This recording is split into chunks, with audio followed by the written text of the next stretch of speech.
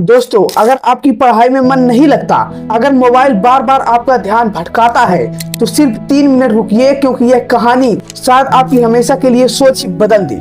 हम सभी सफल होना चाहते हैं, लेकिन सच यह है कि सफलता सपने देखने वालों को नहीं, बल्कि अपनी नींद, आराम और बहाने को छोड़ने वालों को मिलती है।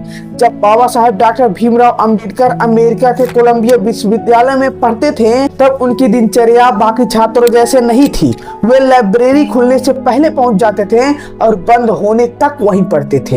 एक दिन दोपहर में सभी छात्र खाना खाने चले गए, लेकिन हमारे बाबा साहेब जी अपने किताबों में इतने डूबे थे कि उन्होंने बैग से केवल एक सूखी ब्रेड का टुकड़ा निकाला और पढ़ते पढ़ते खाने लगे। लाइब्रेरियन ने देखा और नाराज होकर कहा, लाइब्रेरी में खाना खाना मना है, बाहर जाकर खाइए। बाबा साहेब ने सिर झुकाकर जवाब दिया, सर, मेरे पास कैंटीन में खाना खाने के लिए पैसे नहीं हैं। मैं यहाँ सिर्फ अपनी जिंदगी बदलने नहीं आया हूँ, मैं अपने समाज और अपने देश का भविष्य बदलने आया हूँ। मेरे पास समय बहुत कम है और जिम्मेदारियां बहुत बड़ी। उनकी बात सुनकर लाइब्रेरियन की आंखें भर आईं। उसने कहा, आज से तुम मेरे साथ खाना खाओगे। दोस्तों, यही सोच एक साधारण इंसान को इतिहास बना देती है। बाबा साहब ने स्वयं बताया था कि जिस पढ़ाई को पूरा करने में सामान्य छात्रों को 8 साल लगते थे, उसे उन्होंने केवल 2 साल 3 महीने में पूरा किया, क्योंकि वे कई दिनों तक लगभग 20 घंटे पढ़ाई किया करते थे।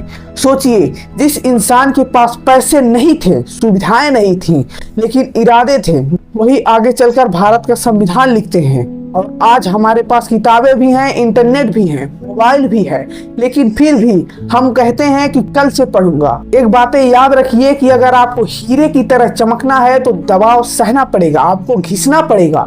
अगर सूरज की तरह चमकना है तो पहले खुद को तपाना पड़ेगा। और अगर बाबा साहब की तरह इतिहास बनाना है तो बहाने नहीं, मेहनत करनी पड़ेगी। आज फैसला कर लो, मोबाइल नहीं मंजिल चुनो, आराम नहीं संघर्ष चुनोगे, क्योंकि आने वाला समय, आने वाला कल आज की मेहनत से लिखा जाएगा। जय भीम, धन्यवाद।